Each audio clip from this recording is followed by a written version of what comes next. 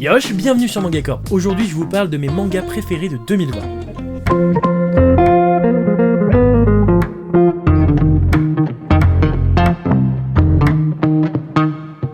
Comme l'année dernière, j'ai décidé de faire une vidéo où je vous parle des œuvres qui ont marqué mon année 2020. Alors ça ne veut pas dire que ces titres sont sortis forcément en 2020, même si c'est le cas. Leurs premiers tomes sont pas sortis forcément en 2020, mais en 2020 ils sont soit en cours, soit terminés. Je précise qu'il n'y a pas de classement, ce sont juste des œuvres qui m'ont touché, qui m'ont plu et j'ai envie de vous les partager. D'ailleurs je vous invite à mettre votre avis en commentaire, soit sur les œuvres que je vais vous présenter, soit sur les œuvres marquantes de votre année 2020.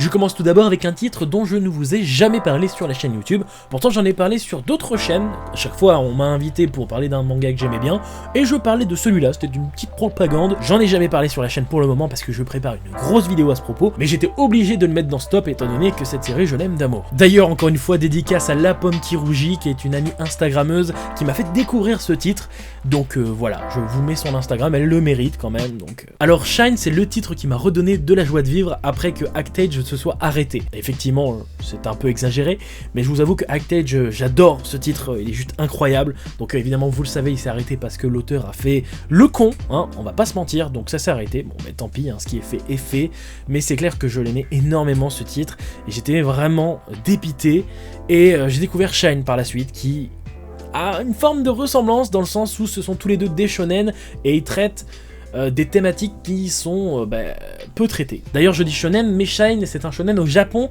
mais pas en France. En effet Nobinobi l'ont mis dans la collection Shoujo Addict, voilà c'est un choix éditorial différent. Alors Shine c'est l'histoire de Chiyuki Fujito, c'est une jeune fille qui vit à fond son rêve d'enfant, être mannequin. Son plus grand souhait c'est d'intégrer une agence réputée et se produire à la Fashion Week de Paris. Elle est passionnée, motivée, tout ce que vous voulez. Malheureusement, le problème c'est qu'elle ne fait que 158 cm après toutes ces années, elle n'a pas grandi. Et évidemment, vous le savez, quand on est mannequin, il faut être grande, pas trop le choix. Et c'est là que commence l'esprit shonen, étant donné que Chiyuki va tout faire pour réaliser son rêve, malgré sa petite taille. Enfin du moins, ça aurait dû être ça. Mais il y a eu un twist. Et ce twist, c'est sa rencontre avec un camarade de classe qui s'appelle Ikuto Tsumura. C'est un camarade de classe qui lui aussi est adepte de mode. En effet, il aimerait bien faire de la couture son métier. Bon, malheureusement, il a beaucoup de problématiques sur le dos, étant donné que sa mère est malade et que ses 3 sœurs, je crois, sont petites et il doit s'occuper d'elles. Donc pour ça, il doit travailler, gagner de l'argent. Et la couture, pour gagner beaucoup d'argent, il va falloir se surpasser et c'est assez compliqué. Et c'est pour ça que Chiyuki va le pousser. Et c'est ça qui est agréable, ils vont tous les deux se pousser dans leurs rêves. Et en effet, on est là sur un super shonen avec comme thématique la mode, le mannequinat, la couture ou tout ce que vous voulez. Et ça marche super bien. Non, parce que certains vont se dire, oui, y a pas de baston, c'est pas intéressant, c'est quoi ça la couture, mais on en a rien à foutre. Actage, c'était sur les acteurs, sur les comédiens, et c'était incroyable. Là, dites-vous que c'est la même chose. C'est la même chose évidemment, c'est pas pareil, mais en soi on est sur une thématique qu'on ne traite pas souvent, et pourtant c'est si bien géré, si bien rythmé, avec de si bons personnages. Bref, il faut lire Shine. Actuellement, le 10e tome arrive bientôt en France, et il y a plus de 18 tomes au Japon, donc vraiment, vous avez de quoi vous en mettre plein la gueule, et je peux vous dire que vous allez adorer cette série, c'est obligé. D'accord, vous lisez 2 tomes, ça y est, vous êtes absorbé, vous achetez tout. J'ai tout acheté en un mois, et j'ai absolument kiffé ma race.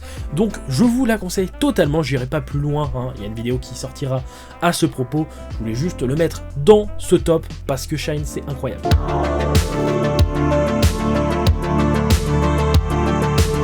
Goblin Slayer, oui, il date un petit peu étant donné que le premier titre est sorti en France en septembre 2018, donc déjà plus de 2 ans, et je l'ai découvert récemment. En fait, je connaissais déjà évidemment l'animé, mais j'avais pas forcément regardé, j'ai même lu des scans il y a plus de 6-7 ans, donc voilà, il y avait le pack découverte chez Kurokawa, j'ai pris les 2 premiers tomes, et c'est vrai que je me suis dit, putain, c'est grave kiffant, c'est glauque, mais c'est si bien dessiné, le personnage principal est intéressant, c'est très sombre, bref, ça me plaît, en plus c'est dans un monde fantasy, ça a l'air très stylé. J'ai continué, j'ai tout acheté.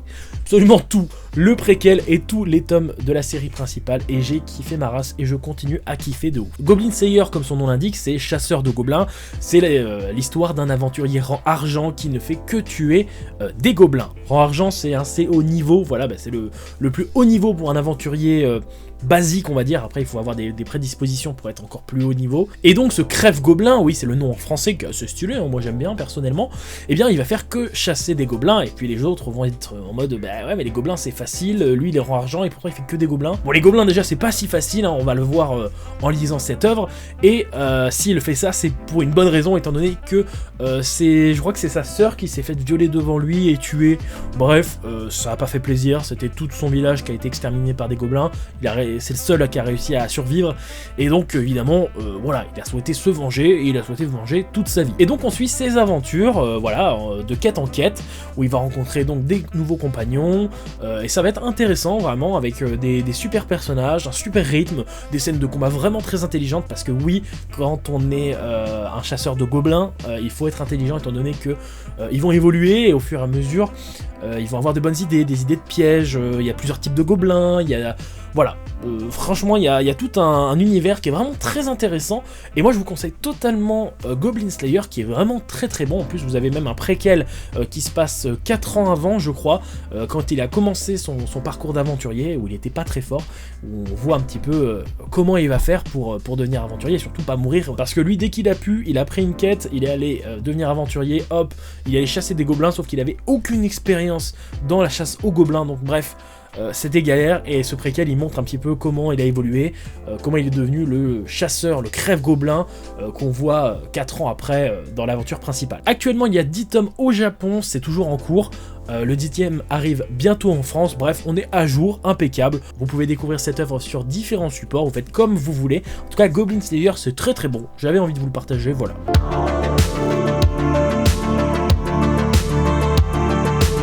On part sur Iruma à l'école des démons. Celui-là, il est sorti récemment, étant donné qu'il est sorti en septembre 2020. C'est chez Nobinobi qui ont fait un super travail, étant donné que jusqu'à décembre, là, en fait, ils vont sortir un manga par mois.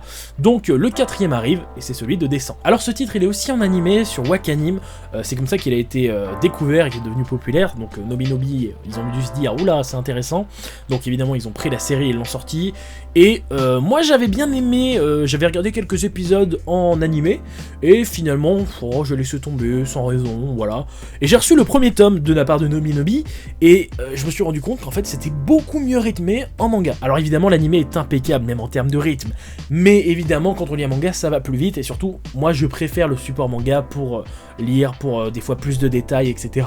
C'est toujours plus sympa, du moins je trouve, personnellement, et c'est vrai que là, ça m'a vraiment plu, le rythme était 10 fois plus rapide, j'abuse totalement. En tout cas, le rythme était plus rapide, on avait beaucoup de choses qui se passaient dans chaque tome, je trouvais ça hyper intéressant, les dessins ils sont très bons, bref, je me suis dit, waouh, c'est trop bien, je veux continuer le manga, et je trouve qu'il a sa place dans ce top, parce que voilà, j'ai grave kiffé, tout simplement, et je vais peut-être vous dire déjà de quoi ça parle, même si j'avoue, j'en ai fait une vidéo, franchement, c'est pas très utile, mais en gros, voilà, c'est un gosse qui a vécu avec des parents un peu indignes, et qui l'ont vendu à un démon, donc il se retrouve vendu à un démon, d'accord, donc il va dans le monde des démons pour être le petit-fils de ce démon en fait, et donc il va intégrer l'école démoniaque, il doit se faire passer pour un démon étant donné que là-bas les démons ils vont juste bouffer des humains, donc évidemment ça donne pas envie. Finalement il va se faire des amis, il va évoluer, etc. C'est une comédie en fait, une comédie fantastique, et c'est très intéressant, on a des trucs qui sont assez drôles parfois, et surtout on a une réelle évolution au fil du temps, à chaque tome il va se passer des choses, des nouveaux personnages, etc. Voilà, super mentalité, super rythme, super personnage, tout est super, donc voilà. En plus de ça, il faut savoir qu'il y a 18 tomes au Japon pour le moment, donc on est au 4e en France là, qui arrive en décembre. Donc voilà, c'est juste hyper stylé, il va y avoir plein de tomes, l'histoire devient de mieux en mieux à ce qu'on m'a dit, les personnages sont attachants, moi j'espère une petite comédie romantique au bout d'un moment, voilà, trop cool. Moi je kiffe, et je pense que ça peut plaire à beaucoup de gens, donc Iruma à l'école des démons, c'est chez Nobinobi, et le 4e tome arrive bientôt, et c'est très très bon.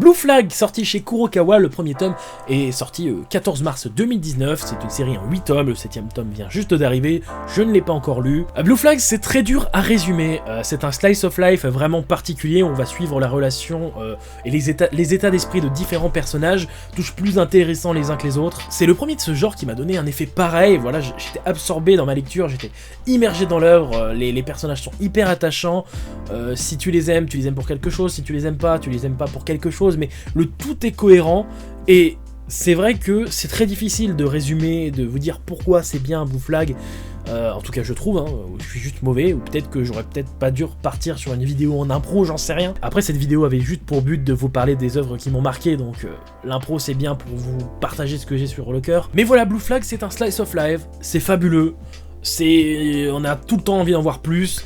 La relation de ces personnages est passionnante et je vous le conseille. Voilà, même si vous n'êtes pas habitué au slice of life, que vous aimez pas d'habitude, franchement là, faites un effort, prenez les premiers, deuxième tome peut-être, 8 tomes aussi. non, franchement, je crois que c'était à partir de la fin du premier tome où j'ai grave kiffé.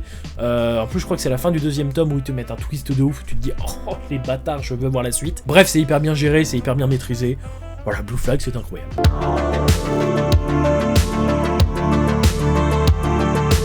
Maintenant on passe aux mentions honorables, je vais juste les citer, voilà, juste en citer quelques-uns, des œuvres qui m'ont marqué, mais j'ai pas forcément envie d'en parler plus que ça, c'est pour info, c'est cadeau, c'est voilà. Alors évidemment Demon Slayer, hein, bien sûr, j'ai grave kiffé, je kiffe absolument Demon Slayer, en plus Panini nous en met plein la gueule cette année, donc voilà, c'est du très bon en plus, en termes de vente, c'est absolument ahurissant, même en France, hein, je veux dire, donc voilà, c'est très cool, c'est très bien, mais j'avais pas forcément envie de plus en parler, hein. Vous connaissez Demon Slayer. 5 Minutes Forward, voilà, c'est une série en 7 ou 8 tomes, je ne sais plus, c'est chez Kana, et c'est très bien, voilà, j'en ai fait une découverte du mois, je vous laisse aller le voir.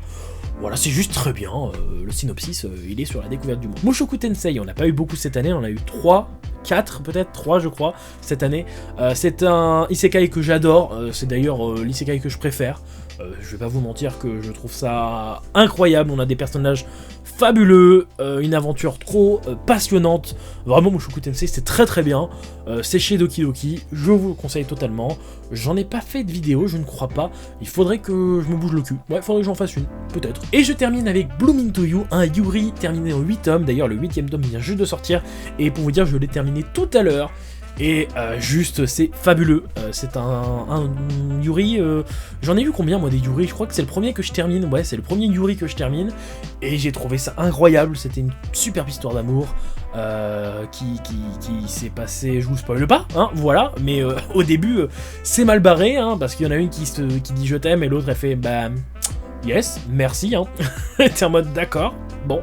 Et finalement, ça va être toujours aussi passionnant, même si le tome 7 est très frustrant, hein, parce que, voilà, à la fin du tome 6, on se dit « Oh, il va se passer ça !» Et tome 7, en fait, pas du tout, c'est un peu sur la longueur, et c'est évidemment dans le tome 8 où on a la révélation de ce qui se passe, et il va pas forcément se passer ce qu'on pensait, hein, je vous dis rien, mais c'est très très bien.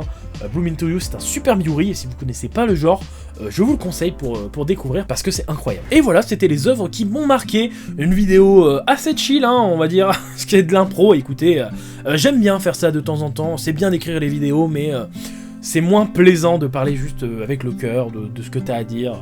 Alors c'est moins propre évidemment qu'une vidéo écrite, mais je sais que voilà, j'en ai fait plusieurs, ça vous avait plu, alors je continue quand j'en ai envie, ça dépend les formats.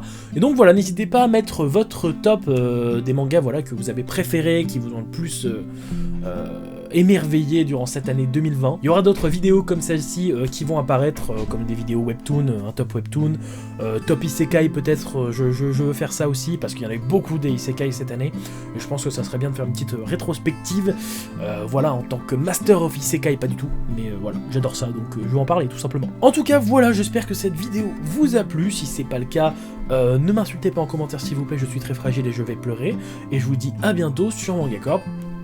Yosh.